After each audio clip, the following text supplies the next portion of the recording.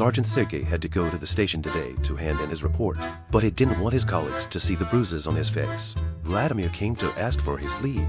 He wanted to go to the city to do some work. Sergei wanted to refuse, but the bureau kept asking him to submit his report, so he decided to ask Vladimir to go for him. He didn't know his colleagues well anyway. No one would notice if he put on his uniform and lowered his head.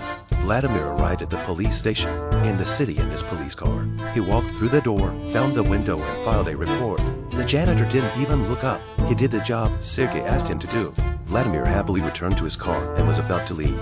Suddenly, two colleagues in bulletproof vests came out of the police station. Without saying a word, they got into Vladimir's car. It turns out that the bank in town has been robbed. They had to go to the scene immediately to arrest the criminals. As it happened, they were confronted by the fleeing robbers just as they arrived at the bank. Vladimir had to follow them. While in pursuit, his colleague shot out the tires of the robber's car. This forced them to pull over and start running. Vladimir was confused, but he didn't know what to do.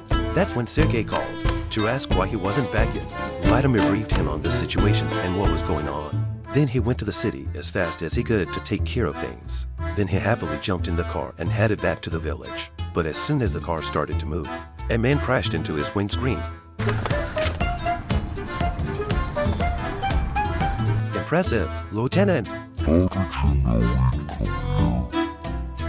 It's already dark. Vladimir hasn't returned to the village yet.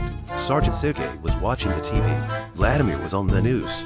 He was awarded a promotion using Sergei's name. Sergei was very unhappy. He thought his position wasn't his anymore. At that moment, the chief and Vladimir were holding each other. They went back to the police station. Масло. Что за чмо у тебя за столом? Sergei looked at them and blinked. Это алкаш местный.